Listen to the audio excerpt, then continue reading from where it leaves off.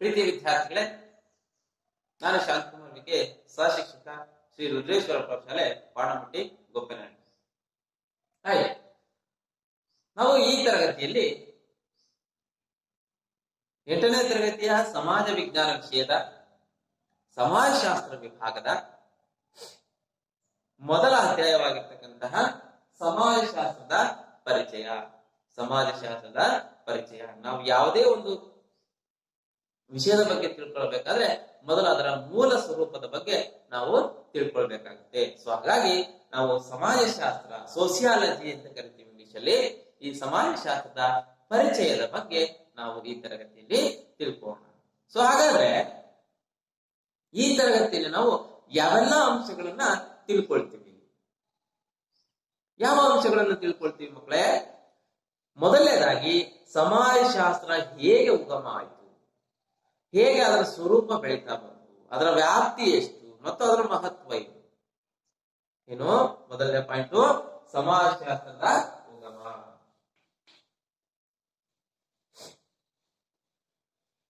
ಸಮಾಜಶಾಸ್ತ್ರದ ಉಗಮ ಮತ್ತೆ ಅದರ ಅರ್ಥ, ಅದರ ಸ್ವರೂಪ ಮತ್ತು ಸಮಾಜಶಾಸ್ತ್ರದ ಮಹತ್ವ. ಈ ಅಂಶಗಳ ಬಗ್ಗೆ ನಾವು ಮೊದಲನೇದಾಗಿ ತಿಳ್ಕೊಳ್ತೇವೆ. ರೈಟ್. ಇನ್ನು ಎರಡನೇ ಅಂಶ ಯಾವ್ದಪ್ಪ ಅಂತ ಹೇಳಿದ್ರೆ ಸಮಾಜಶಾಸ್ತ್ರ ಮತ್ತು ಇತರ ಸಮಾಜ ವಿಜ್ಞಾನಗಳ ನಡುವಿನ ಸಂಬಂಧ ಮತ್ತು ವ್ಯತ್ಯಾಸ. ಏನು? ಸಮಾಜಶಾಸ್ತ್ರ ಮತ್ತು ಇತರ ಸಮಾಜ ವಿಜ್ಞಾನ ವಿಷಯಗಳ ನಡುವಿನ ಸಂಬಂಧ ಮತ್ತು ವ್ಯತ್ಯಾಸ. ಎರಡನೇದಾಗಿ ಸಮಾಜಶಾಸ್ತ್ರ ಮತ್ತು ಸಮಾಜ ವಿಜ್ಞಾನದ ಇತರ ವಿಷಯಗಳು ಯಾವ್ಯಾವು ನೋಡ್ರಿ? ಇತಿಹಾಸ, ರಾಜ್ಯಶಾಸ್ತ್ರ, ಸಮಾಜಶಾಸ್ತ್ರವನ್ನು ಹೊರತುಪಡಿಸಿ ಭೂಗೋಳಶಾಸ್ತ್ರ, ಅರ್ಥಶಾಸ್ತ್ರ, ವ್ಯವಹಾರ ಅಧ್ಯಯನ, ಇನ್ನೊಂದು ಮನಃಶಾಸ್ತ್ರ ಅಂತ ಬರುತ್ತೆ. ಇವೆಲ್ಲವೂ ಸಹ ಸಮಾಜ ವಿಜ್ಞಾನದ ವಿಷಯಗಳು ಅಂತ ಕರಿತೇವೆ. ಸೊ ಇವುಗಳ ನಡುವಿನ ಏನು ಸಂಬಂಧ ಹೊಂದಿದೆ ಸಮಾಜಶಾಸ್ತ್ರ ಹಾಗೂ ಇವುಗಳ ನಡುವಿನ ವ್ಯತ್ಯಾಸಗಳು ಏನು ಅನ್ನೋದನ್ನ ನಾವು ಈ ತರಗತಿಯಲ್ಲಿ ತಿಳ್ಕೊಳ್ತೀವಿ. ಎರಡನೇದಾಗಿ. ಇನ್ನು ಮೂರನೇದು ಆರಂಭಿಕ ಸಮಾಜಶಾಸ್ತ್ರಜ್ಞರು.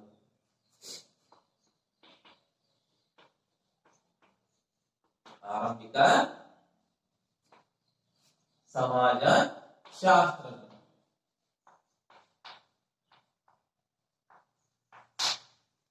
ಅಂದ್ರೆ ಸಮಾಜಶಾಸ್ತ್ರವನ್ನ ಮೊಟ್ಟ ಮೊದಲ ಬಾರಿ ಏನ್ ಮಾಡ್ತಾ ಹೋದ್ರು? ಕ್ರಮಬದ್ಧವಾಗಿ, ಹೌದಪ್ಪ ಇದು ಒಂದು ಸಮಾಜ ವಿಜ್ಞಾನ ಅನ್ನೋದು ಒಂದು ವಿಷಯ ಇದೆ. ಸೊ ಇದನ್ನ ಕ್ರಮಬದ್ಧವಾಗಿ, ವಸ್ತುನಿಷ್ಠವಾಗಿ, ವೈಜ್ಞಾನಿಕವಾಗಿ ಅಧ್ಯಯನ ಮಾಡ್ತಕ್ಕಂಥದ್ದು ಒಂದು ಸರಿಯಾದ ಅಂಶ ಅಂತ ಹೇಳ್ತಾ, ಮೊದಲನೇದಾಗಿ ನಮಗೆ ಕೆಲವೊಂದು ಸಮಾಜಶಾಸ್ತ್ರಜ್ಞರು ವೈಜ್ಞಾನಿಕ ದೃಷ್ಟಿಕೋನದಲ್ಲಿ ಒಂದು ಅಧ್ಯಯನ ಮಾಡ್ತಾ ಹೋದ್ರು. ಸೊ ಅವರನ್ನು ನಾವು ಆರಂಭಿಕ ಸಮಾಜಶಾಸ್ತ್ರಜ್ಞರು ಅಂತೇಳಿ ಕರೀತೀವಿ. ಮೊದಲನೇದ ಯಾರು? August Conte. ಯಾರು ಅಂತ ಗೊತ್ತಿರ್ಬೋದು ನಿಮಗೆ. ಆಗಸ್ಟ್ ಕಾಂಟೆ ಯಾರು? ಸಮಾಜಶಾಸ್ತ್ರದ ಪಿತಾಮಹ ಅಂತೇಳಿ ಇವರನ್ನ ಕರೀತೇವೆ. ಇನ್ನು ಎರಡನೇದಾಗಿ ಕಾರ್ಲ್ ಮಾರ್ಕ್ಸ್. ಕಾರ್ಲ್ ಮಾರ್ಕ್ಸ್ ಯಾರು ಅಂತ ಗೊತ್ತಲ್ಲ? ನೆಕ್ಸ್ಟ್ ನಾವು ಅಧ್ಯಯನ ಮಾಡ್ಬೇಕಾದ್ರೆ ನೋಡ್ತಾ ಹೋಗೋಣ. Emile Durkheim.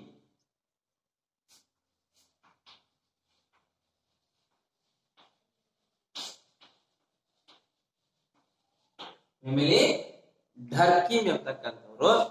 ಸೊ ಹಾಗೇನೆ ಕೊನೆಯದಾಗಿ ಮ್ಯಾಕ್ಸ್ ವೆಬರ್. Max weber. ಇವರನ್ನು ನಾವು ಆರಂಭಿಕ ಸಮಾಜಶಾಸ್ತ್ರಜ್ಞರು ಅಂತೇಳಿ ಕರಿತೇವೆ. ಇದು ಮೂರನೇ. ಇನ್ನು ನಾಲ್ಕನೇದು ಯಾವ್ದಪ್ಪ ಅಂದ್ರೆ ಭಾರತದ ಪ್ರಮುಖವಾಗಿರ್ತಕ್ಕಂಥ ಸಮಾಜಶಾಸ್ತ್ರಜ್ಞರು ಯಾರು? ಭಾರತದ ಪ್ರಮುಖ ಸಮಾಜಶಾಸ್ತ್ರಜ್ಞರು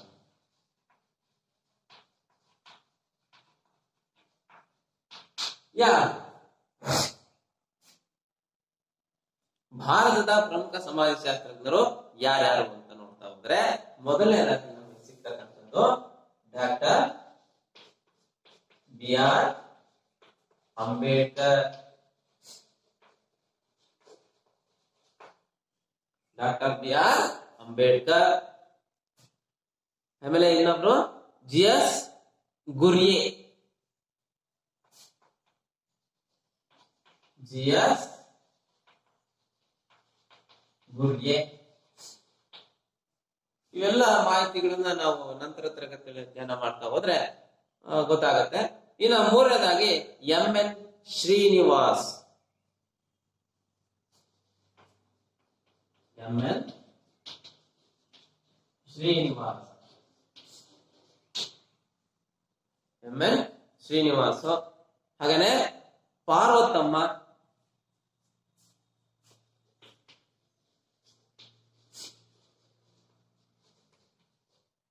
ಐದನೇದಾಗಿ ಇರಾವತಿ ಕರ್ವೆ. ಇರಾವತಿ ಕರ್ವೆ. ಕೊನೆಯದಾಗಿ ನಾವು AR ದೇಸಾಯಿ.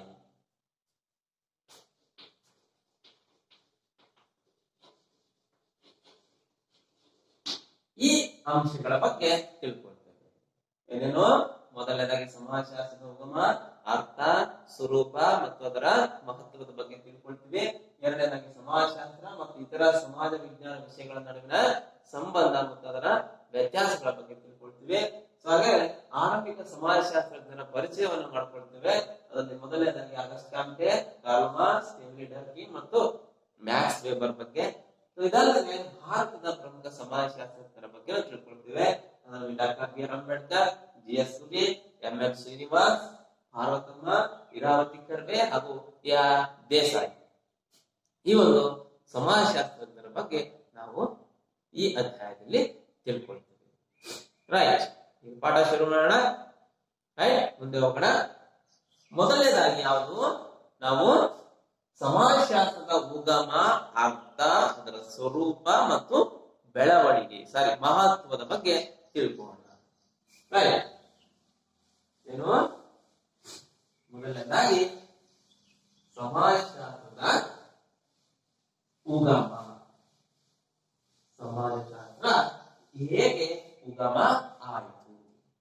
ರೈಟ್, ಸಮಾಜಶಾಸ್ತ್ರದ ಉಗಮ. ಸಮಾಜಶಾಸ್ತ್ರ ಹೇಗೆ ಬೆಳವಣಿಗೆಯನ್ನ ಹೊಂದುತ್ತಾ ಬಂತು ಅನ್ನೋದನ್ನ ನೋಡ್ತಾ, ಮಾನವನ ಬದುಕು ತುಂಬಾ ಕುತೂಹಲಕರವಾಗಿರ್ತಕ್ಕಂಥದ್ದು. ರೈಟ್, ನಿಮ್ಗೆಲ್ಲರಿಗೂ ಗೊತ್ತು, ಮಾನವನ ಬದುಕು ತುಂಬಾನೇ ಕುತೂಹಲಕರವಾಗಿ ಇರ್ತಕ್ಕಂಥದ್ದು. ಬಹಳ ಹಿಂದಿನ ಕಾಲದಿಂದಲೂ ಸಹ ತಾನು ವಾಸಿಸುವ ಪರಿಸರವನ್ನ, ನಿಸರ್ಗವನ್ನ ಮತ್ತು ತಾನೇ ಸೃಷ್ಟಿಸಿರುವ ಅನೇಕ ಸಾಮಾಜಿಕ ಜಗತ್ತನ್ನ ಹೆಚ್ಚು ಆಳವಾಗಿ ಮತ್ತು ನಿಖರವಾಗಿ ಏನ್ ಮಾಡ್ತಾ ಹೋದ? ಅರ್ಥೈಸಿಕೊಳ್ಳುವ ಪ್ರಯತ್ನವನ್ನ ಮಾನವ ಮಾಡ್ತಾ ಹೋದ. ಏನು? ಮಾನವನ ಬದುಕು ತುಂಬಾನೇ ಕುತೂಹಲಕರವಾಗಿರ್ತಕ್ಕಂಥದ್ದು. ಮನುಷ್ಯ ಏನ್ ಮಾಡ್ದ? ಬಹಳ ಹಿಂದಿನ ಕಾಲದಿಂದಲೂ ಸಹ ಈ ಒಂದು ತಾನೇ ಸೃಷ್ಟಿಸಿರುವ ಜಗತ್ತನ್ನ, ನಿಸರ್ಗವನ್ನ, ನಿಸರ್ಗ ಆಗ್ಲಿ, ಪರಿಸರ ಆಗ್ಲಿ, ಹಾಗೂ ತಾನು ಸೃಷ್ಟಿಸಿರ್ತಕ್ಕಂತಹ ಇತರ ಜಗತ್ತನ್ನ ಏನ್ ಮಾಡ್ದ? ಆಳವಾಗಿ ಅಧ್ಯಯನವನ್ನ ಮಾಡ್ತಾ ಹೋದ. ಯಾಕೆ ಅಧ್ಯಯನ ಮಾಡ್ತೀವಿ? ರೈಟ್, ಅವಿರುವ ಜಗತ್ತು, ಅದರ ಬಗ್ಗೆ ತಿಳ್ಕೊಳ್ಬೇಕಾಗಿರ್ತಕ್ಕಂಥದ್ದು ನಮಗೆ ಬಹಳ ಪ್ರಮುಖವಾಗಿರ್ತಕ್ಕಂಥ ಅಂಶವಾಗಿರ್ತಕ್ಕಂಥದ್ದು. ರೈಟ್. ಇತರ ಪ್ರಾಣಿಗಳಿಗಿಂತ ಭಿನ್ನವಾಗಿರುವ ಮಾನವ. ಹೌದಾ? ಏನು? ಮಾನವ ಇತರ ಪ್ರಾಣಿಗಳಿಗಿಂತ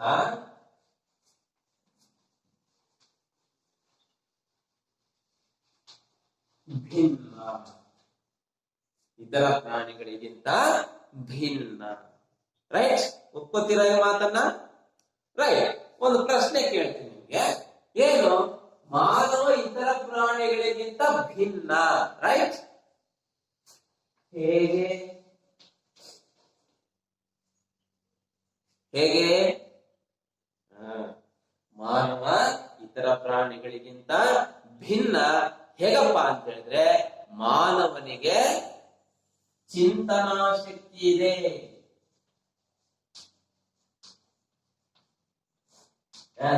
ಇದೊಂದೇ ವಿಚಾರ, ಇದೊಂದೇ ಅಂಶ ಮಾನವನನ್ನ ಇತರ ಪ್ರಾಣಿಗಳಿಗಿಂತ ಭಿನ್ನವನ್ನಾಗಿಸಿದೆ.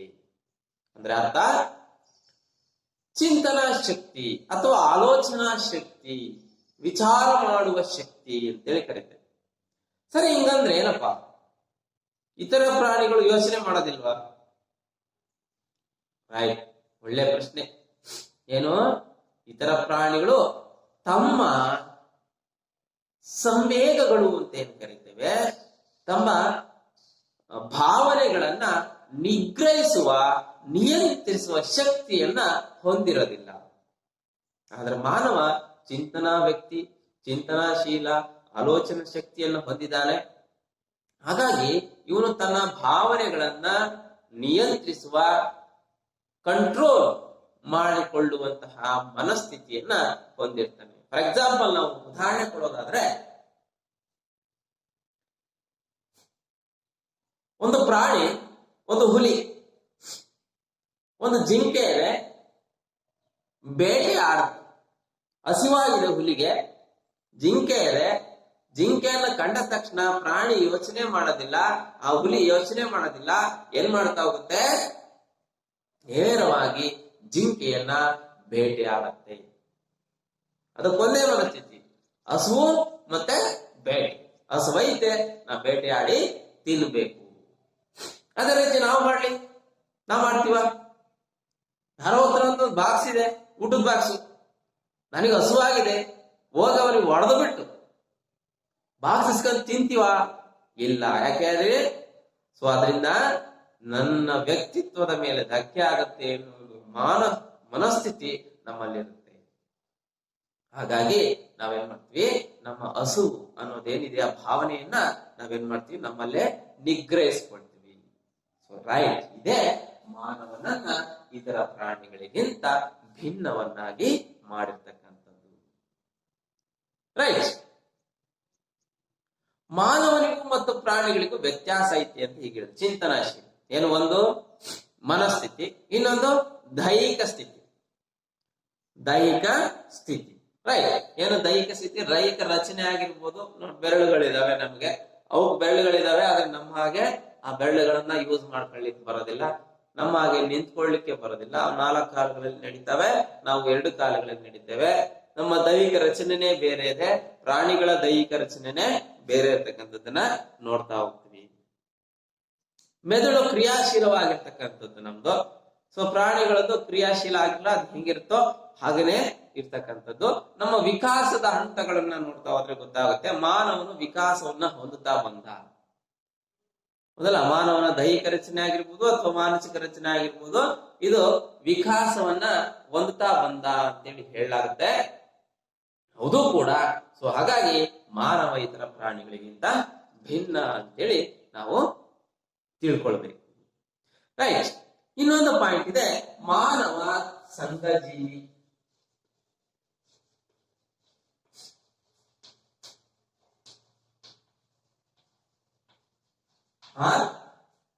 ಸಮಾಜ ಜೀವಿ.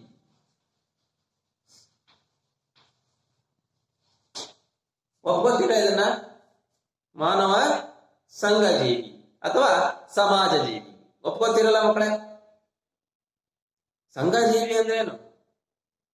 ಮಾನವ ಒಬ್ಬನೇ ಬದುಕಲಿಕ್ಕೆ ಸಾಧ್ಯ ಇಲ್ಲ. ಮಾನವ ಮತ್ತು ಸಮಾಜದ ಸಂಬಂಧ ಏನಾಗಿರ್ತಕ್ಕಂಥದ್ದು? ತುಂಬಾನೇ ಅವಿನಾಭಾವವಾಗಿರ್ತಕ್ಕಂಥದ್ದು, ಅನ್ಯೋನ್ಯವಾಗಿರ್ತಕ್ಕಂಥದ್ದು, ಅನನ್ಯವಾಗಿರ್ತಕ್ಕಂಥದ್ದು. ಸಮಾಜವಿಲ್ಲದೆ ಮಾನವ ಇಲ್ಲ, ಮಾನವ ಇಲ್ಲದೆ ಸಮಾಜವಿಲ್ಲ. ಅಂದ್ರೆ ಅವನಿಲ್ದೇನೆ ಇಲ್ಲ, ಸಮಾಜನೇ ಇಲ್ಲ. ಸೊ ಹಾಗಾಗಿ ಬಹಳ ಅವಿನಾಭಾವ ಸಂಬಂಧ ಏನಿದೆ ಸಮಾಜದ ನಡುವೆ ಇದೆ. ಸಂಘ ಜೀವನ, ಮಾನವ ಒಬ್ಬನೇ ಬದುಕಲಿಕ್ಕೆ ಸಾಧ್ಯ ಇಲ್ಲ. ಅವನು ಇತರರನ್ನ ಏನ್ ಮಾಡ್ತಾನೆ? ಇತರರ ಸಂಘವನ್ನ ಬಯಸ್ತಾನೆ. ನಾವು ಒಬ್ಬರೇ ಬದುಕಲಿಕ್ಕಾಗತ್ತಾ? ಸೊ ಒಬ್ಬರೇ ಇರ್ಲಿಕ್ಕಾಗತ್ತಾ? ಒಂದಿನ ಇರ್ತೀವಿ, ಒಂದ್ ಮನೆಯಲ್ಲಿ ಒಬ್ಬರೇ ಬಿಟ್ರೆ ಒಂದಿನ ಇರ್ತೀವಿ, 2 ದಿನ ಇರ್ತೀವಿ, 3 ದಿನ ಇರ್ತೀವಿ. ಅದೇ 4 ದಿನ ಆಗ್ಬಿಟ್ರೆ, 4ನೇ ದಿನ ಆದ್ರೆ ಇದು ಯಾರಿಗ್ ಬೇಕಪ್ಪ ಜೀವನ? ಏನ್ ಮಾಡ್ತೀವಿ? ಇನ್ನೊಬ್ಬರ ಸಂಘವನ್ನ ಬಯಸ್ತೀವಿ. ಉದಾಹರಣೆ ಹೇಳ್ತಾ ಹೋದ್ರೆ, ತಾನೊಬ್ಬನೇ ಭೂಮಿಯಲ್ಲಿ ಇರಲು ಸಾಧ್ಯವೇ? ಮನುಷ್ಯ ತಾನೊಬ್ಬನೇ ಯಾರು ಇಲ್ದಂಗೆ ಭೂಮಿ ಮೇಲೆ ಇರಲಿಕ್ಕೆ ಸಾಧ್ಯನಾ? ನಿಮಗೆ ಪ್ರಶ್ನೆ ಇಲ್ಲ ತಾನೆ? ಸರಿ, ಏನು ಎಲ್ಲರಿಗೂ ಸಿಗೋ ಉತ್ತರ ಒಂದೇ. ಅದೇನಪ್ಪಾ ಅಂತ ಹೇಳಿದ್ರೆ, ಇದೊಂದು ಅಸಾಧ್ಯವಾಗಿರ್ತಕ್ಕಂತಹ ಮಾತು. ಏನು? ಮಾನವ ಈ ಭೂಮಿಯ ಮೇಲೆ ಒಬ್ಬನೇ ಬದುಕಲಿಕ್ಕೆ ಸಾಧ್ಯವೇ ಇಲ್ಲ. ಯಾಕೆಂದ್ರೆ ಮಾನವ ಸಂಘಜೀವಿ. ಮಾನವ ಸಂಘಜೀವಿ. ಎಲ್ಲರ ಜೊತೆಯಲ್ಲಿ ಬದುಕಲು ಆ ವ್ಯಕ್ತಿ ಎಲ್ಲರ ಜೊತೆಯಲ್ಲಿ ಬದುಕಲಿಕ್ಕೆ ಅವನು ಅಥವಾ ಅವಳು ಬಯಸ್ತಾ ಇರ್ತಾರೆ. ಸೊ ನಮ್ಮೆಲ್ಲರ ವಿಕಾಸ ಮತ್ತು ಬೆಳವಣಿಗೆ ಸಂಘ ಜೀವನದ ಒಂದು ಅಗತ್ಯ. ಆದುದರಿಂದಲೇ ಮಾನವ ಸಮಾಜವನ್ನು ಸಾಮಾಜಿಕ ಸಂಬಂಧಗಳ ಬಲೆ, ಮಾನವ ಸಮಾಜವನ್ನು ಏನಂತ ಕರಿತೀವಿ? ಸಾಮಾಜಿಕ ಸಂಬಂಧಗಳ ಬಲೆ,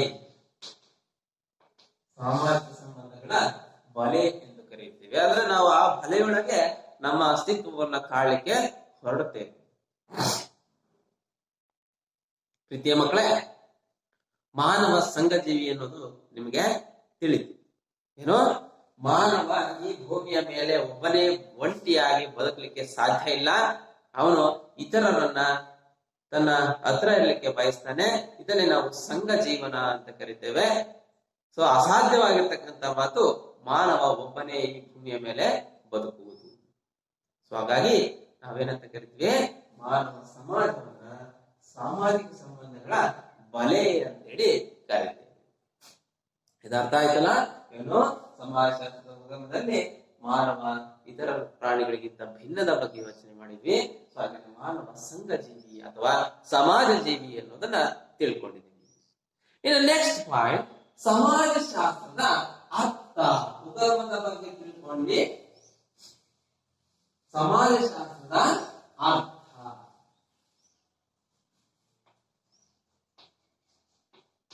ಸಮಾಜಶಾಸ್ತ್ರದ ಅರ್ಥ.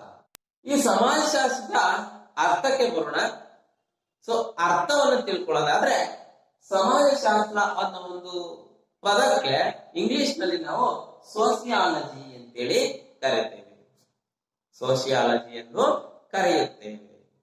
ಈ ಸೋಸಿಯಾಲಜಿ ಅನ್ನೋ ಒಂದು ಪದ ನಮಗೆ ಎಲ್ಲಿಂದ ಬಂದಿರತಕ್ಕಂಥದ್ದು? ಲ್ಯಾಟಿನ್ ಭಾಷೆಯ ಸೋಷಿಯಸ್ ಮತ್ತು ಗ್ರೀಕ್ ನ ಲಾಗೋಸ್ ಎಂಬ 2 ಪದದಿಂದ ಈ ಸೋಸಿಯಾಲಜಿ ಅನ್ನೋ ಒಂದು ಪದ ಉತ್ಪತ್ತಿಯಾಗಿರೋದನ್ನ ನೋಡ್ತೇವೆ. ಅರ್ಥ ಆಗುತ್ತೆ ಮಕ್ಕಳೇ? ಏನು? ಸಮಾಜಶಾಸ್ತ್ರ ಈ ಒಂದು ಪದಕ್ಕೆ ನಾವು ಅರ್ಥವನ್ನು ತಿಳ್ಕೊಳ್ಳೋದಾದ್ರೆ, ಸಮಾಜಶಾಸ್ತ್ರ ಅನ್ನೋ ಒಂದು ಪದಕ್ಕೆ ಇಂಗ್ಲಿಷ್ ಭಾಷೆಯಲ್ಲಿ ಏನಂತ ಕರಿತೀವಿ? ಸೋಷಿಯಾಲಜಿ ಅಂತ ಕರಿತೇವೆ. ಈ ಸೋಷಿಯಾಲಜಿ ಅನ್ನೋ ಒಂದು ಪದ ಲ್ಯಾಟಿನ್ ಭಾಷೆಯ ಸೋಸಿಯಸ್ ಮತ್ತು ಗ್ರೀಕ್ ಭಾಷೆಯ ಲಾಗೋಸ್ ಎಂಬ 2 ಪದಗಳಿಂದ ಉತ್ಪತ್ತಿಯಾಗಿದೆ. ರೈಟ್. ಇಲ್ಲಿ ನಾವು ಸೋಷಿಯಸ್ ಅಂದ್ರೆ ಏನು? ಸೋಷಿಯಸ್ ಎಂದರೆ ಜತೆಗಾರ ಅಥವಾ ಜೊತೆಗಾರ ಮತ್ತು ಸಹಚರ. ಸೋಷಿಯಸ್ ಅಂದ್ರೆ ಏನಂತ ಕರಿತೀವಿ? ಜೊತೆಗಾರ ಅಥವಾ ಸಹಚರ ಅಂತ ಕರಿತೀವಿ. ಹಾಗಾದ್ರೆ ಇನ್ನೊಂದು ಪದ ಇದೆ, ಏನು? ಲಾಗೋಸ್ ಅನ್ನೋ ಪದ. ಲಾಗೋಸ್ ಅಂದ್ರೆ ಶಾಸ್ತ್ರ. ಶಾಸ್ತ್ರ ಎಂಬುದಾಗಿ ಕರೀತೇವೆ. ಲ್ಯಾಟಿನ್ ಭಾಷೆ ಸೋಷಿಯಸ್ ಅಂದ್ರೆ ಸಹಚರ ಅಥವಾ ಜೊತೆಗಾರ, ಲಾಗೋಸ್ ಅಂದ್ರೆ ಶಾಸ್ತ್ರ ಅಂದ್ರೆ ಸಹಚರರ ಶಾಸ್ತ್ರ, ಜೊತೆಗಾರರ ಶಾಸ್ತ್ರ. ಇನ್ನೊಂದು ಶಾಸ್ತ್ರಕ್ಕೆ ಇನ್ನೊಂದು ಕರಿತೀವಿ, ಏನು? ವಿಜ್ಞಾನ ಅಂತ ಕರಿತೀವಿ. ವಿಜ್ಞಾನ ಎಂಬುದಾಗಿಯೂ ಸಹ ಕರಿತೇವೆ. ಅಂದ್ರೆ ಇದು ಒಂದು ವಿಜ್ಞಾನ, ಸಮಾಜಶಾಸ್ತ್ರ ಅನ್ನೋದು ಒಂದು ವಿಜ್ಞಾನ. ಸೊ ಹೀಗೆ ಸಮಾಜಶಾಸ್ತ್ರ ಎಂಬುದು ಸಮಾಜದ ವೈಜ್ಞಾನಿಕ ಅಧ್ಯಯನ ಶಾಸ್ತ್ರ. ಏನು ಸಮಾಜಶಾಸ್ತ್ರ ಅಂದ್ರೆ? ಸಮಾಜದ ವೈಜ್ಞಾನಿಕ ಅಧ್ಯಯನ ಶಾಸ್ತ್ರ. ಅಧ್ಯಯನ ಶಾಸ್ತ್ರ ಎಂಬುದಾಗಿ ಕರೆಯುತ್ತೇವೆ. ಅರ್ಥ ಆಗುತ್ತಲ್ಲ ಮಕ್ಕಳೇ? ಏನು ಸಮಾಜಶಾಸ್ತ್ರ ಎಂದರೇನು ಅಂತ ಡೆಫಿನೇಷನ್ ಸಿಕ್ ನಮ್ಗೆ. ಏನು? ಸಮಾಜದ ವೈಜ್ಞಾನಿಕ ಅಧ್ಯಯನ ಶಾಸ್ತ್ರ ಅಥವಾ ವಿಜ್ಞಾನ. ಸಮಾಜದ ಬಗ್ಗೆ ವೈಜ್ಞಾನಿಕವಾಗಿ ಅಧ್ಯಯನ ಮಾಡುವಂತಹ ಶಾಸ್ತ್ರವೇ ಸಮಾಜ ಶಾಸ್ತ್ರ ಎಂಬುದಾಗಿ ನಾವು ಕರೀತೇವೆ. ಎಸ್, ಸಮಾಜಶಾಸ್ತ್ರದ ವ್ಯಾಖ್ಯೆಗಳ ಅಧ್ಯಯನಕ್ಕೆ ಬಂದ್ರೆ ಕೆಲವೊಬ್ಬ ಸಮಾಜಶಾಸ್ತ್ರಜ್ಞರು ಅಂತ ಆಗ್ಲೇ ಹೇಳಿದ್ವಿ. ಸೊ ಅವರು ತಮ್ಮ ಅಭಿಪ್ರಾಯಗಳನ್ನ ತಮ್ಮ ವ್ಯಾಖ್ಯಾನಗಳ ಮೂಲಕ ಸಮಾಜಶಾಸ್ತ್ರ ಎಂಬುದಕ್ಕೆ ಅರ್ಥೈಸಿಕೊಂಡಿದ್ದಾರೆ. ಸೊ ಅದರಲ್ಲಿ ಮೊದಲನೇದಾಗಿ ನಾವು ಏನು ಆಗಸ್ಟ್ ಕಾಮ್ಟೆ,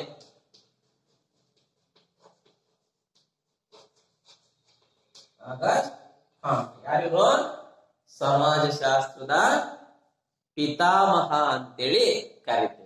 ಯಾರನ್ನ? ಆಗಸ್ಟ್ ಕಾಮ್ಟೆ. ಇವರು ಒಂದು ಹೇಳಿಕೆಯನ್ನ ಕೊಡ್ತಾರೆ. ಏನು? ಸಮಾಜಶಾಸ್ತ್ರವು ನಿಸರ್ಗ ಸಹಜವಾದ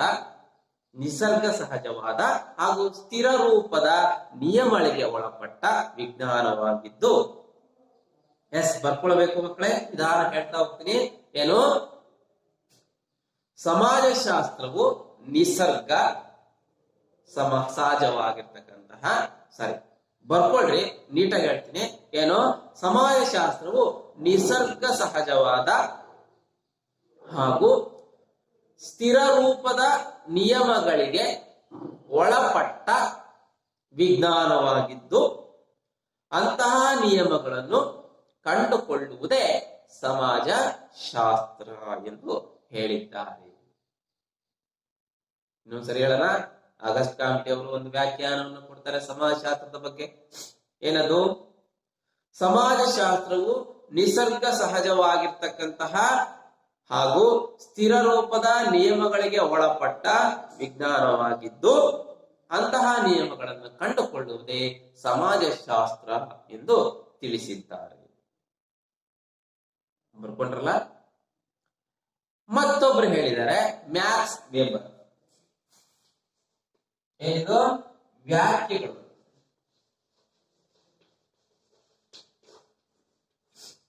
ಮ್ಯಾಕ್ಸ್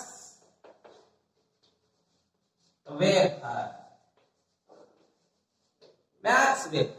ಮತ್ತೊಬ್ಬ ಸಮಾಜಶಾಸ್ತ್ರಜ್ಞ, ಚಿಂತಕ.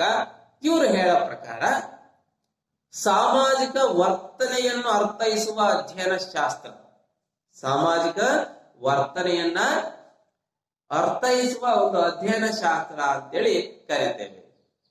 ಯಾರು ಹೇಳ್ತಾರೆ? ಹೇಳೋ ಪ್ರಕಾರ ಮ್ಯಾಕ್ಸ್ ವೆಬರ್ ಅವರು ಹೇಳಿರುವ ಪ್ರಕಾರ ಸಮಾಜಶಾಸ್ತ್ರ ಅಂದ್ರೆ ಸಾಮಾಜಿಕ ವರ್ತನೆಗಳನ್ನ ಅರ್ಥೈಸುವ ಒಂದು ಶಾಸ್ತ್ರ ಅಂತೇಳಿ ಕರೀತೇವೆ.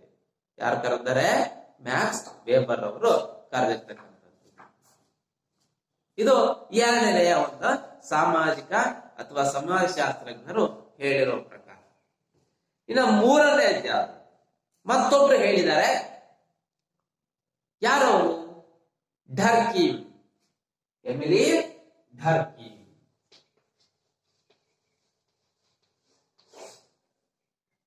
ಎಮಿಲಿ ಡರ್ಕೀಮ್ ಅವರು ತಮ್ಮ ವ್ಯಾಖ್ಯಾನವನ್ನ ಸಮಾಜಶಾಸ್ತ್ರದ ಬಗ್ಗೆ ನೀಡ್ತಾ ಹೋಗ್ತಾರೆ. ಸೊ ಏನಪ್ಪಾ ಅದು ವ್ಯಾಖ್ಯೆ? ರೈಟ್, ಸಾಮಾಜಿಕ ಸಂಸ್ಥೆಗಳ ವಿಜ್ಞಾನವೇ ಸಮಾಜಶಾಸ್ತ್ರ. ಸಾಮಾಜಿಕ ಸಂಸ್ಥೆಗಳ ವಿಜ್ಞಾನವೇ ಸಮಾಜಶಾಸ್ತ್ರ ಎಂಬುದಾಗಿ ಅವರು ತಿಳಿಸ್ತಾ ಹೋಗ್ತಾರೆ. ಬರ್ಕೋತೀರಾ? ಸರಿ, ಬರ್ಕೊಳ್ಳಿ. ಡರ್ಕಿಮ್ ಅವರ ಪ್ರಕಾರ ಸಮಾಜಶಾಸ್ತ್ರ ಎಂದರೆ ಏನು? ಸಾಮಾಜಿಕ ಸಂಸ್ಥೆಗಳ ವಿಜ್ಞಾನವೇ ಸಮಾಜಶಾಸ್ತ್ರ ಎಂಬುದಾಗಿ ತಿಳಿಸ್ತಾ ಹೋಗ್ತಾರೆ. ಅಂದ್ರೆ ಸಾಮಾನ್ಯವಾಗಿ ನಾವು ಹೇಳೋದಾದ್ರೆ ಸಮಾಜಶಾಸ್ತ್ರ ಅಂದ್ರೆ ಏನು ಅಂತ ಹೇಳೋದಾದ್ರೆ ಸರ್ವ ಮಾನವ ಸಮಾಜದ ಅಧ್ಯಯನ ಶಾಸ್ತ್ರ. ಸರ್ವ ಮಾನವ ಸಮಾಜದ ಅಧ್ಯಯನವೇ ಸಮಾಜ ಶಾಸ್ತ್ರ ಎಂಬುದಾಗಿ ವ್ಯಾಖ್ಯೆಯನ್ನ ನೀಡಬಹುದು. ಕಾಮನ್ ಆಗಿ ಎಲ್ಲರೂ ಹೇಳಿದ ಪ್ರಕಾರ ಹೋಗ್ತಾ ಹೋದ್ರೆ ಕಾಮನ್ ಆಗಿರ್ತಕ್ಕಂತಹ ಒಂದು ಸಾಮಾನ್ಯವಾಗಿರ್ತಕ್ಕಂತಹ ಅರ್ಥದಲ್ಲಿ ಹೇಳೋದಾದ್ರೆ ಸಮಾಜಶಾಸ್ತ್ರ ಅಂದ್ರೆ ಸರ್ವ ಮಾನವ ಸಮಾಜದ ಅಧ್ಯಯನವೇ ಸಮಾಜಶಾಸ್ತ್ರ ಅಂತೇಳಿ ಹೇಳಬಹುದು. ಅರ್ಥ ಆಯ್ತಲ್ಲ ವ್ಯಾಖ್ಯೆ? ಸಮಾಜಶಾಸ್ತ್ರದ ಅರ್ಥ ಆಯ್ತು ಅನ್ಕೊಂಡಿದ್ದೀನಿ. ಇನ್ನೂ ಸರಿ ಹೇಳಿದ ಸಮಾಜಶಾಸ್ತ್ರ ಎಂಬುದಕ್ಕೆ ನಾವು ಇಂಗ್ಲಿಷ್ ಅಲ್ಲಿ ಏನಂತ ಕರಿತೀವಿ? ಸೋಷಿಯಾಲಜಿ ಎಂದು ಕರೆಯುತ್ತೇವೆ. ಈ ಸೋಷಿಯಾಲಜಿ ಇಂಗ್ಲಿಷ್ ಪದ ಲ್ಯಾಟಿನ್ ಭಾಷೆಯ ಸೋಸಿಯಸ್ ಮತ್ತು ಗ್ರೀಕ್ ಭಾಷೆಯ ಲಾಗೋಸ್ ಎಂಬ ಎರಡು ಪದದಿಂದ ಬಂದಿದೆ. ಸೋಸಿಯಸ್ ಎಂದರೆ ಜೊತೆಗಾರ ಅಥವಾ ಸಹಚರ ಎಂಬ ಅರ್ಥವನ್ನು ನೀಡಿದರೆ, ಲಾಗೋಸ್ ಅಂದರೆ ಶಾಸ್ತ್ರ ಅಥವಾ ವಿಜ್ಞಾನ ಎಂದು ಕರೆಯಲಾಗಿದೆ. ಅಂದ್ರೆ ನಾವು ಹೇಳೋದಾದ್ರೆ ಸಮಾಜದ ವೈಜ್ಞಾನಿಕ ಅಧ್ಯಯನ ಶಾಸ್ತ್ರ ಸಮಾಜಶಾಸ್ತ್ರ ಅಂತೇಳಿ ಹೇಳ್ತೇವೆ. ಇನ್ನು ಕೆಲವಾರು ಸಮಾಜಶಾಸ್ತ್ರಜ್ಞರು ಸಮಾಜಶಾಸ್ತ್ರ ಎಂಬುದು ಏನು ಅನ್ನೋದಕ್ಕೆ ಅರ್ಥವನ್ನ ಕೊಟ್ಟಿದ್ದಾರೆ. ಅದರಲ್ಲಿ ಆಗಸ್ಟ್ ಕಾಂಟೆ ಅವರು, ಮ್ಯಾಕ್ಸ್ ವೆಬರ್ ಅವರು ಮತ್ತು ಡರ್ಕಿಮ್ ಅವರು ನೀಡಿರ್ತಕ್ಕಂಥ ವ್ಯಾಖ್ಯೆಗಳನ್ನು ಬರ್ಕೊಂಡ್ರಿ. ಹಾಗೆ ಹೇಳ್ತಾ ಹೋದೆ. ರೈಟ್, ಅರ್ಥ ಆಯ್ತು ಅಂದ್ಕೊಂಡು ನಾವು ಮುಂದಿನ ಕಾನ್ಸೆಪ್ಟ್ ಕೊಡೋಣ. ಏನು? ಸಮಾಜಶಾಸ್ತ್ರದ ಉಗಮ ಅರ್ಥ ಆಯ್ತು. ಸಮಾಜಶಾಸ್ತ್ರ ಅರ್ಥ ಆಯ್ತು ಅಂದ್ರೆ ನೆಕ್ಸ್ಟ್ ಹೋಗೋಣ. ಸಮಾಜಶಾಸ್ತ್ರದ ಉಗಮ ಹೇಗೆ ಬೆಳೆದು ಬಂತು? ಬೆಳವಣಿಗೆ ಅಂತಲೇ ಹೇಳ್ಬೋದು. ಉಗಮ ಅನ್ನೋದಕ್ಕಿಂತ ಅದನ್ನ ಬೆಳವಣಿಗೆ, ಉಗಮ, ಬೆಳವಣಿಗೆ. ರೈಟ್. ಸಮಾಜಶಾಸ್ತ್ರವು ಹೇಗೆ ಬೆಳೆದು ಬಂತು? ಹೇಗೆ ಉಗಮ ಆಯಿತು? ಸಮಾಜಶಾಸ್ತ್ರವು ಒಂದು ಸ್ವತಂತ್ರ ಹಾಗೂ ಪ್ರತ್ಯೇಕ ಅಧ್ಯಯನ ಶಾಸ್ತ್ರವಾಗಿ ರೂಪುಗೊಳ್ಳತೊಡಗಿರ್ತಕ್ಕಂಥದ್ದು 19ನೇ ಶತಮಾನದ ಮಧ್ಯಭಾಗದಲ್ಲಿ ಅಂತ ಹೇಳ್ಬೋದು. ಸಮಾಜಶಾಸ್ತ್ರ ಅಲ್ಲಿವರೆಗೂ ಬೇರೆ ಒಂದು ಶಾಸ್ತ್ರದ ಜೊತೆಗೆ ಸೇರ್ಕೊಂಡಿತ್ತು. ಆದ್ರೆ ಸ್ವತಂತ್ರವಾಗಿ ನಾವು ಅಧ್ಯಯನ ಮಾಡತಕ್ಕಂಥದ್ದು 19ನೇ ಶತಮಾನದ ಮಧ್ಯಭಾಗದಲ್ಲಿ ಅಂತೇಳಿ ಹೇಳ್ಬೋದು. ರೈಟ್. ನಂತರದ 50 ವರ್ಷಗಳಲ್ಲಿ ಅದು ವೈಜ್ಞಾನಿಕವಾಗಿರ್ತಕ್ಕಂಥ ಸ್ವರೂಪವನ್ನ ಪಡಿತಾ ಹೋಯ್ತು. ಇದು ಒಂದು ವಿಜ್ಞಾನ ಅಂತ ಕರೆಸ್ಕೊಳ್ಳಿಕ್ಕೆ ಶುರುವಾಯಿತು. ಸಮಾಜ ವಿಜ್ಞಾನ ವಿಷಯಗಳು ಅಂತ ಏನ್ ಕರಿತೀವಿ? ಯಾವ್ಯಾವು? ಇತಿಹಾಸ, ರಾಜ್ಯಶಾಸ್ತ್ರ, ಅರ್ಥಶಾಸ್ತ್ರ, ಮನಃಶಾಸ್ತ್ರ, ಇವು ಸಮಾಜ ವಿಜ್ಞಾನದ ವಿಷಯಗಳು.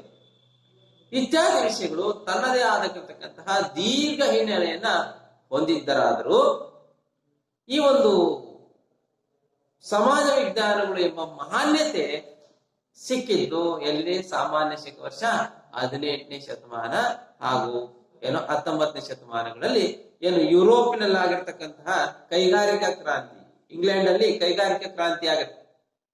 ಸೊ ಆ ಸಂದರ್ಭದಲ್ಲಿ ಇವೆಲ್ಲವೂ ಸಹ ಒಂದು ಸಮಾಜ ವಿಜ್ಞಾನ ಅನ್ನೋ ಒಂದು ಗ್ರೇಡ್ ಅನ್ನ ಪಡ್ಕೋತಾವ. ರೈಟ್. ಇನ್ನ ನಾವು ನಂತರದಲ್ಲಿ ಹೋಗ್ತಾ ಹೋದ್ರೆ ಇಂಗ್ಲೆಂಡ್ ಕ್ರಾಂತಿ ಆಯ್ತು, ಫ್ರಾನ್ಸ್ ಮಹಾಕ್ರಾಂತಿ 1789ರಲ್ಲಿ ಆಯ್ತು. ಸೊ ಇದಾದ ನಂತರ ಅವೆಲ್ಲವೂ ಸಮಾಜ ವಿಜ್ಞಾನವಾಗಿ ಗ್ರೇಡ್ ಅನ್ನ ಪಡ್ಕೊಂಡು, ಇದಾದ ಮೇಲೆ ಸಾಮಾನ್ಯ ಶಕ ವರ್ಷ 16 ಮತ್ತೆ 18ನೇ ಶತಮಾನಗಳಲ್ಲಿ ಸಂಭವಿಸಿದ ಜ್ಞಾನ ಪುನರುತ್ಥಾನ, ಧಾರ್ಮಿಕ ಸುಧಾರಣೆಗಳು, ಇನ್ನೂ ಹಲವಾರು ಭೌತಿಕ ಪ್ರಕ್ರಿಯೆಗಳು ಹಾಗೂ ಭೌತಿಕ ವಿಜ್ಞಾನಗಳಿಗೆ ಸಿಕ್ಕಿದ ಪ್ರೇರಣೆಯಿಂದ ಸಮಾಜಶಾಸ್ತ್ರವು ಉಗಮಾಯಿತು. ಏನೋ 19ನೇ ಶತಮಾನದಲ್ಲಿ ಕ್ರಾಂತಿಗಳಾದ ಕೈಗಾರಿಕಾ ಕ್ರಾಂತಿ, ಫ್ರಾನ್ಸ್ ಕ್ರಾಂತಿ, ಇದರಿಂದ ಸಮಾಜ ವಿಜ್ಞಾನದ ವಿಷಯಗಳು, ಇತಿಹಾಸ, ಅರ್ಥಶಾಸ್ತ್ರ, ಮನಃಶಾಸ್ತ್ರ ಹಾಗೂ ರಾಜ್ಯಶಾಸ್ತ್ರ ಇವು ಮನ್ನಣೆಯನ್ನ ಪಡ್ಕೊಂಡು, ಇದಾದ್ಮೇಲೆ ಈ ಕ್ರಾಂತಿಯ ಪ್ರಭಾವದಿಂದ 16ರಿಂದ 18ನೇ ಶತಮಾನದವರೆಗೆ ಏನು ಭೌತಿಕ ಜ್ಞಾನದ ಅನ್ವೇಷಣೆಗಳಾಗ್ತಾ ಹೋದ್ವು, ಧಾರ್ಮಿಕ ಸುಧಾರಣೆಗಳಾಗ್ತಾ ಹೋದ್ವು.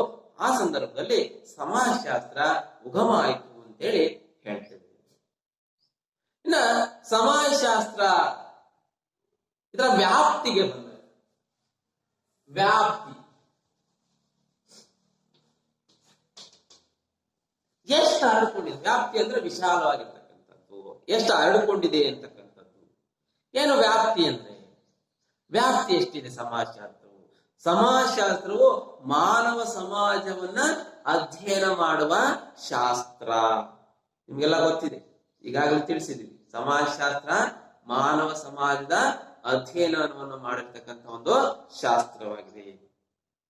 ಈ ಶಾಸ್ತ್ರ ಮಾನವನ ಸಾಮಾಜಿಕ ಜೀವನ,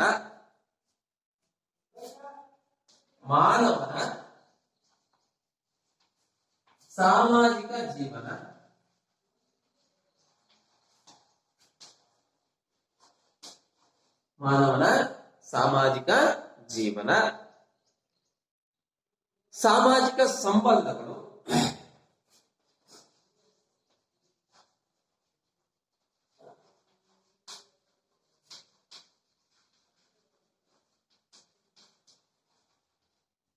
ಸಾಮಾಜಿಕ ಜೀವನ, ಸಾಮಾಜಿಕ ಸಂಬಂಧಗಳು,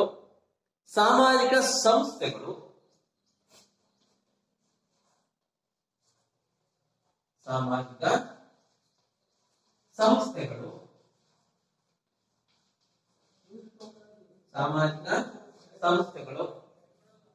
ಇನ್ನು ಕೊನೆಯದಾಗಿ ಸಾಮಾಜಿಕ ಪ್ರಕ್ರಿಯೆಗಳು,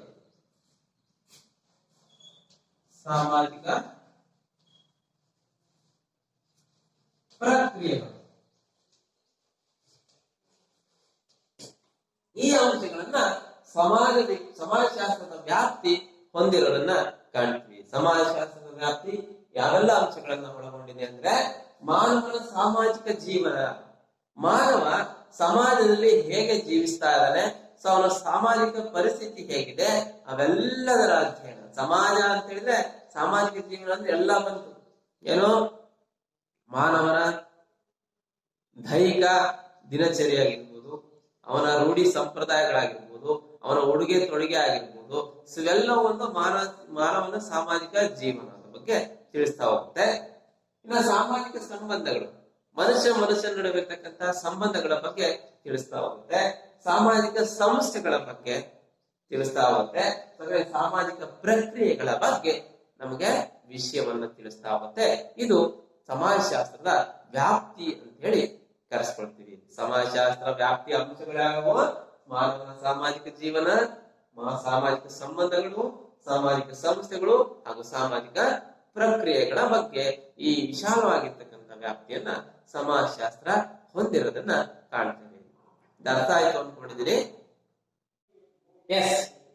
ಸಮಾಜ ವಿಜ್ಞಾನದ ವ್ಯಾಪ್ತಿಯ ಬಗ್ಗೆ ತಿಳ್ಕೊಂಡ ನಂತರ ಸಮಾಜ ವಿಜ್ಞಾನದ ಸ್ವರೂಪದ ಬಗ್ಗೆ ನಾವು ತಿಳ್ಕೊಳ್ಬೇಕು. ಸಮಾಜ ವಿಜ್ಞಾನದ ಸ್ವರೂಪ ಹೇಗಿದೆ? ಸಮಾಜ ವಿಜ್ಞಾನ, ಸಮಾಜ ವಿಜ್ಞಾನದ ಸಮಾಜ ಶಾಸ್ತ್ರದ ಸ್ವರೂಪ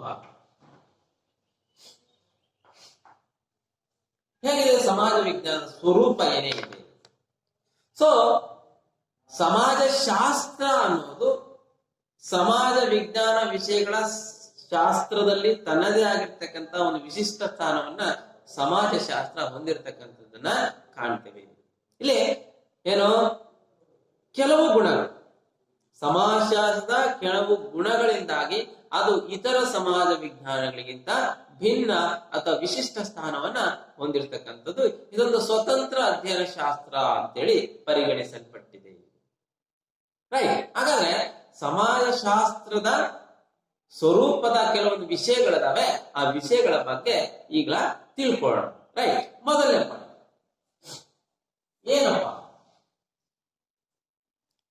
ಸ್ವರೂಪದ ಅಂಶಗಳಲ್ಲಿ ಮೊದಲನೇ ಅಂಶ, ಸಮಾಜಶಾಸ್ತ್ರವು ಒಂದು ಸಮಾಜ ವಿಜ್ಞಾನವಾಗಿದೆ ಹೊರತು ಭೌತ ವಿಜ್ಞಾನವಾಗಿಲ್ಲ. ಸಮಾಜಶಾಸ್ತ್ರವು ಏನು ಸಮಾಜ ವಿಜ್ಞಾನವಾಗಿದೆ ಹೊರತು ಭೌತ ವಿಜ್ಞಾನವಾಗಿಲ್ಲ. ಇದೊಂದು ಸಮಾಜ ವಿಜ್ಞಾನ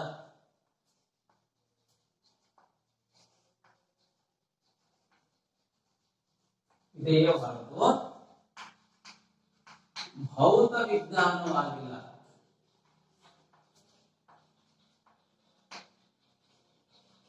ಮೊದಲನೇ ಏನು, ಸಮಾಜಶಾಸ್ತ್ರವು ಸಮಾಜ ವಿಜ್ಞಾನವಾಗಿದೆ ಹೊರತು ಭೌತ ವಿಜ್ಞಾನವಾಗಿಲ್ಲ.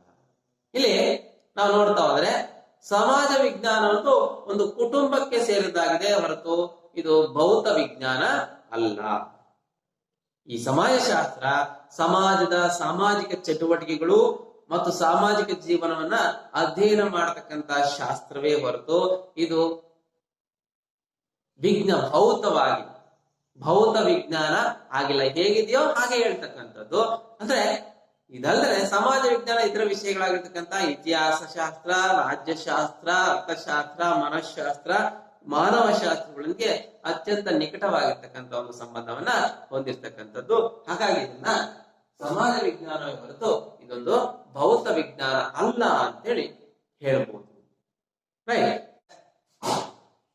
ಇನ್ನು ಎರಡನೇದಾಗಿ ಹೇಳೋದಾದ್ರೆ ಸಮಾಜಶಾಸ್ತ್ರವು ಒಂದು ನಿಶ್ಚಯಾತ್ಮಕ ಶಾಸ್ತ್ರವೇ ಹೊರತು ಗುಣ ನಿರ್ದೇಶಕ ಶಾಸ್ತ್ರವಲ್ಲ. ಇದೊಂದು ನಿಶ್ಚಯಾತ್ಮಕ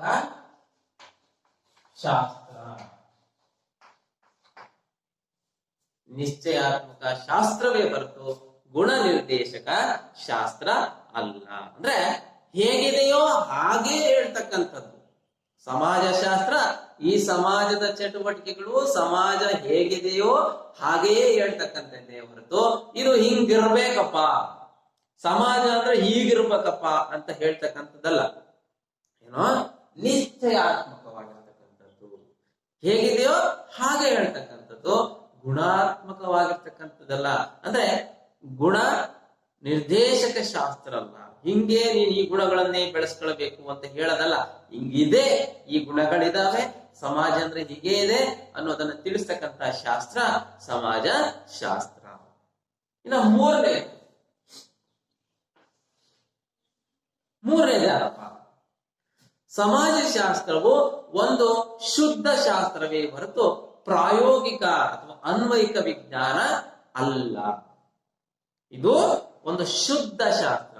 ಅಂದ್ರೆ ಜ್ಞಾನ ಸಂಪಾದನೆ ಮಾಡುವ ಉದ್ದೇಶದಿಂದ ಅಧ್ಯಯನ ಮಾಡ್ತಿದೀವೇ ಹೊರತು ಇದು ಪ್ರಾಕ್ಟಿಕಲ್ ಆಗಿ ಮಾಡ್ತಕ್ಕಂಥದ್ದಲ್ಲ. ಹೇಗಿದೆಯೋ ಹಾಗೆ ಸಮಾಜ ಅಂದ್ರೆ ಹೇಗಿದೆ ಅನ್ನೋ ಜ್ಞಾನವನ್ನ ಪಡ್ಕೊಳ್ತೀವಿ. ಆ ಜ್ಞಾನ ಪಡ್ಕೊಳ್ಳೋದಕ್ಕೆ ಈ ಸಮಾಜಶಾಸ್ತ್ರ ಇದೆ ಹೊರತು ಇದನ್ನ ಪ್ರಾಕ್ಟಿಕಲ್ ಆಗಿ ಹಿಂಗೆ ಐತಪ್ಪ, ಈಗ ಮಾಡ್ಬೋದಪ್ಪ ಅಂತೇಳಿ ಆಲೋಚನೆ ಮಾಡ್ತಕ್ಕಂಥದ್ದು ಅಲ್ಲ. ಏನೋ ಮೂರನೇದು, ಸಮಾಜಶಾಸ್ತ್ರ ಇದೊಂದು ಶುದ್ಧ ಶಾಸ್ತ್ರ.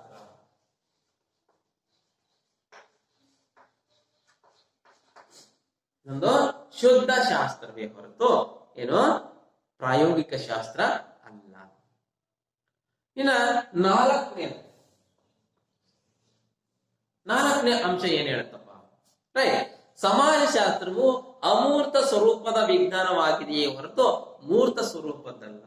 ಏನು ಅಮೂರ್ತ ಸ್ವರೂಪ.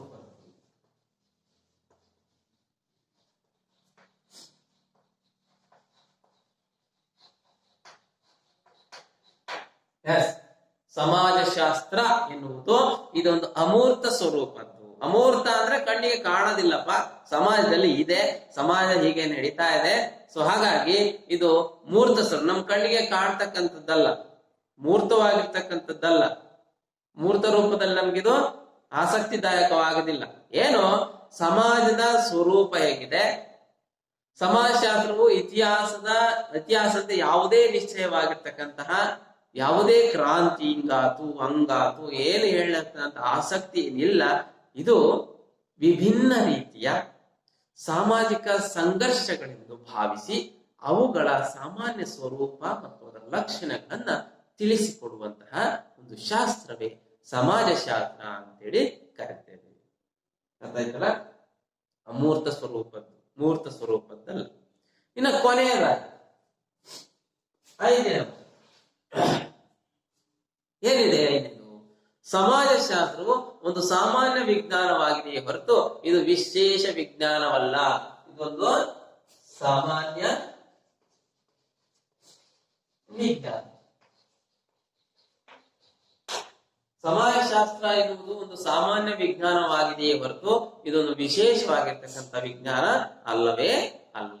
ಅಂದ್ರೆ ಸಮಾಜ ವಿಜ್ಞಾನಗಳಲ್ಲಿ ಸಮಾಜಶಾಸ್ತ್ರವು ಮಾತ್ರ ಮಾನವನ ಅಂತರ್ಕ್ರಿಯೆಗಳನ್ನು ಒಳಗೊಳ್ಳುವ ಆರ್ಥಿಕ, ರಾಜಕೀಯ, ಧಾರ್ಮಿಕ, ನೈತಿಕ, ಬೌದ್ಧಿಕ ಮುಂತಾದ ಹಲವು ಸ್ಥಿತಿಗಳ ಬಗ್ಗೆ ಸಾಮಾನ್ಯ ರೂಪವನ್ನ, ಸಮಾಜದ ಸಾಮಾನ್ಯ ರೂಪಗಳನ್ನ ಅಧ್ಯಯನ ಮಾಡುತ್ತೆ. ಇದರ ಅಧ್ಯಯನದ ವ್ಯಾಪ್ತಿ ವಿಶಾಲವಾದದೇ ಹೊರತು ಉಳಿದ ಸಮಾಜ ವಿಜ್ಞಾನಗಳಂತೆ ಸೀಮಿತ ಅಲ್ಲ. ವಿಶಾಲವಾಗಿ ಸಮಾಜ ಅಂದ್ರೆ ಹಿಂಗಿದೆ, ಹಾಗಿದೆ, ಎಷ್ಟು ಬೆಳವಣಿಗೆ ಇದೆ, ಯಾವ ಸಮಾಜ ಹೇಗಿದೆ ಅನ್ನೋದ್ರ ಬಗ್ಗೆ ವಿಶಾಲವಾಗಿರ್ತಕ್ಕಂಥ ಚಿಂತನೆಗಳನ್ನ ಮಾಡತಕ್ಕಂಥ ಒಂದು ಸಾಮಾನ್ಯ ವಿಜ್ಞಾನ ಹೊರತು ಈ ಸಮಾಜಶಾಸ್ತ್ರ ವಿಶೇಷವಾಗಿರ್ತಕ್ಕಂಥ ವಿಜ್ಞಾನ ಏನು ಅಲ್ಲ. ಈ ಅಂಶಗಳ ಬಗ್ಗೆ ನಾವು ಈ ಸ್ವರೂಪದ ಬಗ್ಗೆ ತಿಳ್ಕೊಳ್ಬಹುದು. ಏನು ಸ್ವರೂಪದ ವಿಷಯಗಳು? ಸಮಾಜ ವಿಜ್ಞಾನವು ಒಂದು ಸಮಾಜಶಾಸ್ತ್ರವು ಒಂದು ಸಮಾಜ ವಿಜ್ಞಾನವಾಗಿ ಹೊರತು ಇದೊಂದು ಭೌತ ವಿಜ್ಞಾನವಲ್ಲ. ಯಾವುದೇ ಒಂದು ವಸ್ತುವನ್ನ ಇಟ್ಕೊಂಡು ಅದರ ಬಗ್ಗೆ ತಿಳ್ಕೊಳ್ತಕ್ಕಂಥದ್ದಲ್ಲ. ಎರಡನೇದಾಗಿ ಇದು ನಿಶ್ಚಯಾತ್ಮಕವಾಗಿರ್ತಕ್ಕಂಥ ಒಂದು ಶಾಸ್ತ್ರ ಹೊರತು ಗುಣ ನಿರ್ದೇಶಕ ಶಾಸ್ತ್ರ ಅಲ್ಲ. ಇದೊಂದು ಶುದ್ಧ ಶಾಸ್ತ್ರ, ಇದೊಂದು ಶುದ್ಧ ಶಾಸ್ತ್ರವೇ ಹೊರತು ಪ್ರಾಯೋಗಿಕ ಶಾಸ್ತ್ರ ಅಲ್ಲ. 4ನೇದು ಇದೊಂದು ಅಮೂರ್ತ ಸ್ವರೂಪದ್ದು, ಮೂರ್ತ ಸ್ವರೂಪದ್ದಲ್ಲ. ಕೊನೆಯದಾಗಿ ಇದೊಂದು ಸಾಮಾನ್ಯ ವಿಜ್ಞಾನ ಹೊರತು ವಿಶೇಷವಾಗಿರ್ತಕ್ಕಂಥ ವಿಜ್ಞಾನ ಅಲ್ಲ ಅನ್ನೋದಾಗಿ ಈ ಸ್ವರೂಪದ ಅಂಶಗಳನ್ನ ತಿಳ್ಕೊಳ್ತೀವಿ. ರೈಟ್? ಈ ತಿಳ್ಕೊಂಡ್ರಲ್ಲ? ಓಕೆ. ಈ ತರಗತಿಯಲ್ಲಿ ನಾವು ಯಾವ ಅಂಶಗಳ ಬಗ್ಗೆ ತಿಳ್ಕೊಂಡ್ವಿ? ಸಮಾಜಶಾಸ್ತ್ರದ ಉಗಮ, ಸಮಾಜಶಾಸ್ತ್ರದ ಅರ್ಥ, ಹಾಗೆ ಸಮಾಜಶಾಸ್ತ್ರ ಹೇಗೆ ಬೆಳವಣಿಗೆಯನ್ನ ಹೊಂದುತ್ತಾ ಬಂತು, ಸಮಾಜಶಾಸ್ತ್ರದ ವ್ಯಾಪ್ತಿ ಏನು, ಸಮಾಜಶಾಸ್ತ್ರದ ಸ್ವರೂಪ ಹೇಗಿದೆ, ಸೊ ಇವೆಲ್ಲಗಳ ಬಗ್ಗೆ ತಿಳ್ಕೊಂಡ್ವಿ. ಸೊ ಮುಂದಿನ ತರಗತಿಯಲ್ಲಿ ನಾವು ಸಮಾಜಶಾಸ್ತ್ರದ ಪ್ರಾಮುಖ್ಯತೆ ಅಥವಾ ಮಹತ್ವದ ಬಗ್ಗೆ ತಿಳ್ಕೊಳ್ಳೋಣ. ಅರ್ಥ ಆಯ್ತಲ್ಲ? ಸಮಾಜಶಾಸ್ತ್ರದ ಪ್ರಾಮುಖ್ಯತೆ ಅಥವಾ ಅದರ ಮಹತ್ವದ ಬಗ್ಗೆ ತಿಳ್ಕೊಳ್ಳೋಣ. ಸೊ ಈಗ ನಾನು ಗೃಹ ಕಾರ್ಯಗಳನ್ನು ಹೇಳ್ತೀನಿ, ನೀವು ಗೃಹ ಕಾರ್ಯವನ್ನ ಬರ್ಕೊಳ್ಳಿ. ಗೃಹ ಕಾರ್ಯ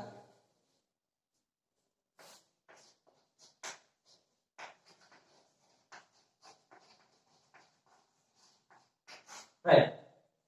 ಒಂದನೇ ಸಮಾಜಶಾಸ್ತ್ರದ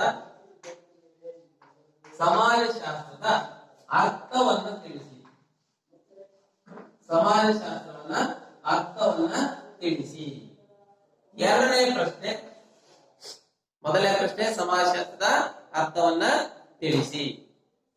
ಇನ್ನ ಎರಡನೇ ಪ್ರಶ್ನೆ ಸಮಾಜಶಾಸ್ತ್ರದ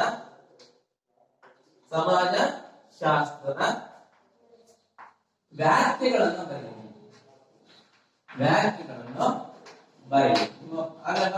ಯಾರು? ಕಾರ್ಲ್ ಮಾರ್ಕ್ಸ್, ಸಾರಿ ಯಾರು? ಆಗಸ್ಟ್ ಕಾಮ್ಟೆ, ಮ್ಯಾಕ್ಸ್ ವೆಬರ್ ಮತ್ತು ಡರ್ಕಿಮ್ ಅವರು ಹೇಳಿರ್ತಕ್ಕಂತಹ ವ್ಯಾಖ್ಯೆಗಳ ಬಗ್ಗೆ ತಿಳಿಸ್ತಾ ಹೋದಲ್ಲ. ಸೊ ವ್ಯಾಖ್ಯೆಗಳನ್ನ ಬರೀರಿ. ಇನ್ನ ಮೂರನೇದು ಸಮಾಜಶಾಸ್ತ್ರದ ಸ್ವರೂಪವನ್ನು ತಿಳಿಸಿ. ಸಮಾಜಶಾಸ್ತ್ರದ ಸ್ವರೂಪವನ್ನು ತಿಳಿಸಿ.